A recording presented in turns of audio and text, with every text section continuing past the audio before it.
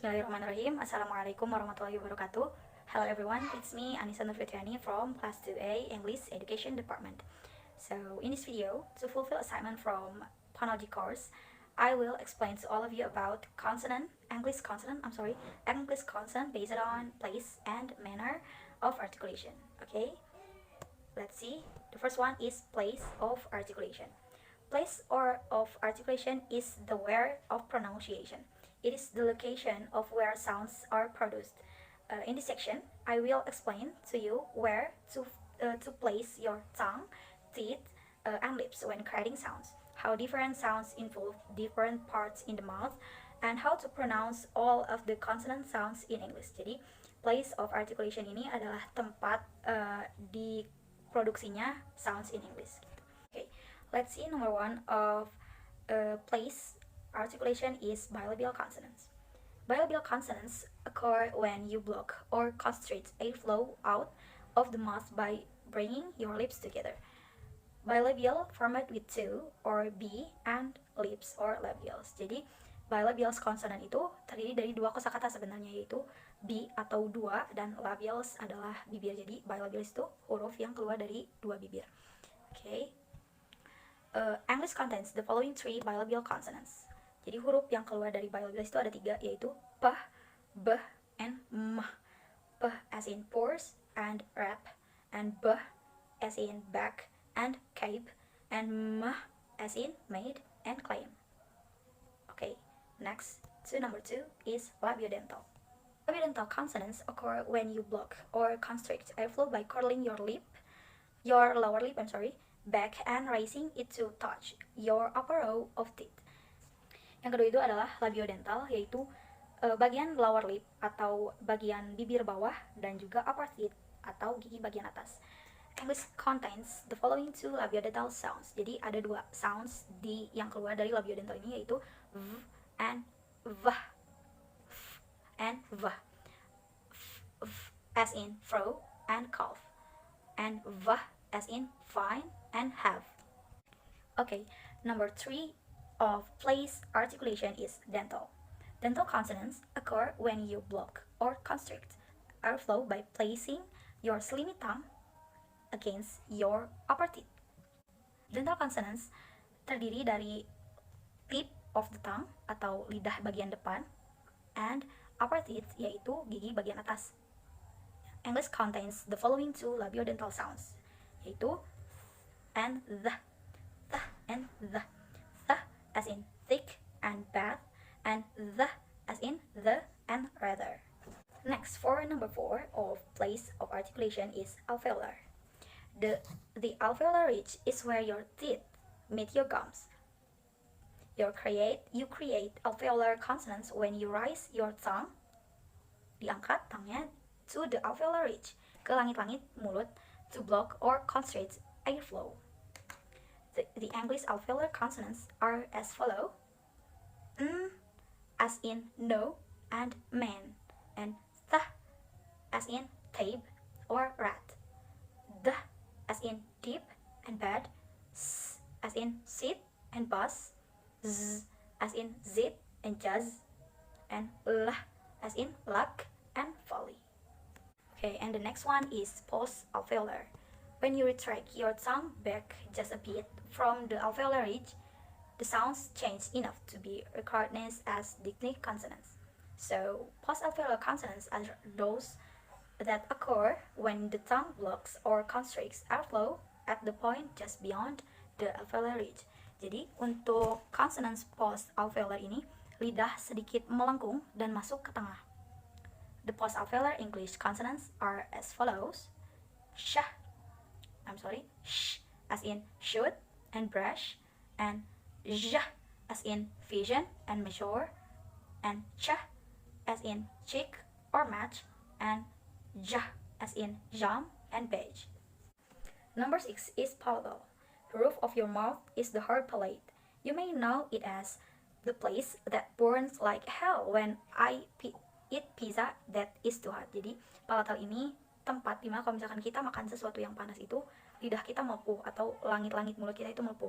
You create palatal consonants when you raise the tongue to the to this point and constricts airflow. Jadi lidahnya itu ketika mengucapkan palatal consonants itu sedikit dilekuk ke belakang.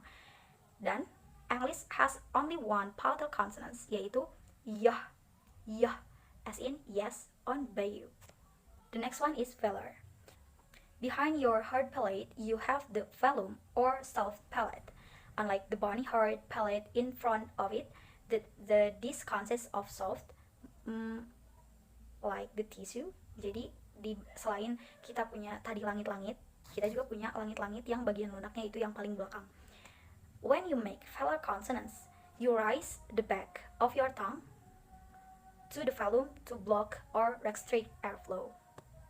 English has the following velar consonants, yaitu as in going and uncle.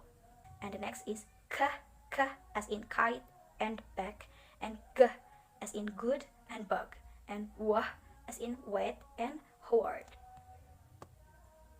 And the last one is glottal consonants. Glottal consonants are actually consonants. They just play consonants rules in the language. In English, the following things happen at the glottis.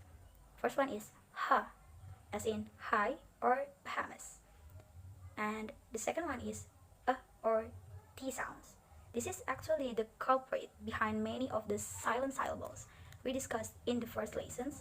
For example, in the pairs, what time is it?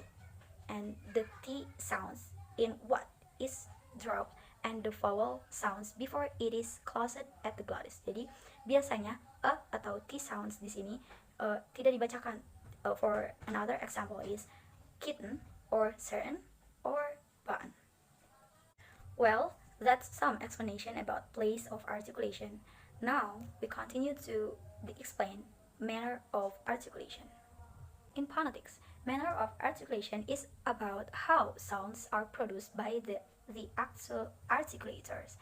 Jadi berbeda dengan place of articulation, manner of articulation ini adalah bagaimana cara kita memproduksi si sounds tersebut. Ada beberapa manner of articulation, yaitu plosive, fricative, effricate, nasal, and approximant. The first one is plosives or stops. In phonetics, a plosive consonant, also known as a stop, is made when the vocal tract is closed and the airflow is blocked as it leaves the body.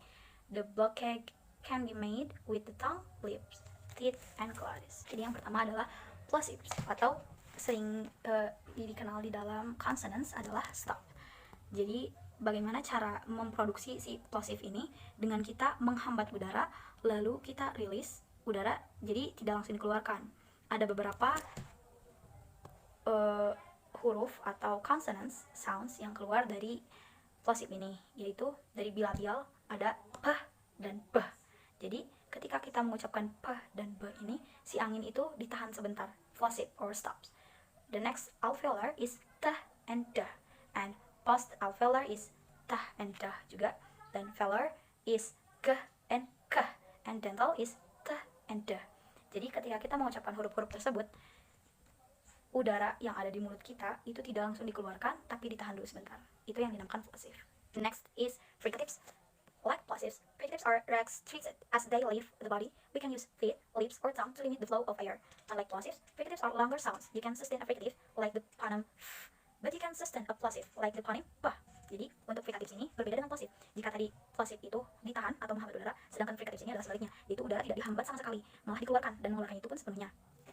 In English, there are 9 fricatives. Jadi ada 9 fricatives yang ada di consonant English. Yang pertama ada dental, is and the, and the next is labiodental, is and v. Jadi angin itu keluar, berbeda dengan p di dalam plosive. And the next is alveolar, is s and z. And the next one is post alveolar, is sh and z, and glottal is h. Number 3 is affricates. Affricates are also known as semi-plosives and are created by combining a plosive and a fricative consonant. Jadi untuk affricative ini sendiri itu adalah kombinasi antara plosive dengan fricatives, atau bisa disebut sedikit menutup tapi sedikit membuka juga, jadi 50-50. There are 2 affricatives. There is cha and ja. Jadi kombinasi antara plosive dengan fricative. Jadi 50-50 gitu dibacanya. And the number 4 is nasals. Nasal consonants, also known nasal stops, are made by blocking the airflow from the mouth, so it comes out of the nose instead. In nasal folds, by contrast, the sound is generated by lowering the soft palate to allow the airflow out of both mouth and nose. Nah, kalau nasal ini itu adalah memicunya udara ke hidung. Jadi, ketika kita menyebutkan huruf atau consonant sounds ini, maka akan ada udara yang masuk ke dalam hidung. There are 3 nasal consonants. There is mah, nah, and eng. Jadi ketika kita mengucapkan huruf 3 tersebut, udara akan masuk ke dalam hidung. Yaitu mah berasal dari bilabial, nah alveolar, and dari velar. And the last one is approximant, without any context. Approximant are also known as frictionless continuous, created by air moving between the vocal organs. Approximants, also known as letter sounds, are created by allowing the airflow to leave by the sides of the mouth. Well, approximant ini tidak menyentuh atau tidak menyentuh organ di dalam mulut, tapi mendekati. There are 4 approximant groups. Jadi ada 4 grup approximant. Yang pertama ada bilabial approximant. The sound is made by the lips almost without any contact. Wah. Jadi ketika mengucapkan bilabial approximant ini, si bibir itu enggak ada kontak tapi mendekati. Wah. Berbeda dengan b yang dari bilabial tanpa approximant. And the next one is palatal approximant. The sound is made by the middle of the tongue, almost touching the palate. Nah, kalau palatal ini keluarnya dari lidah bagian tengah dan langit-langit atas, tapi tidak tersentuh, hanya mendekati. Yah. In the words like yell, yes, or you. So, that's a little explanation that I can convey. Maybe there are still many mistakes, but hopefully it can be understood. And the last words, thanks for watching my video, and wassalamualaikum warahmatullahi wabarakatuh.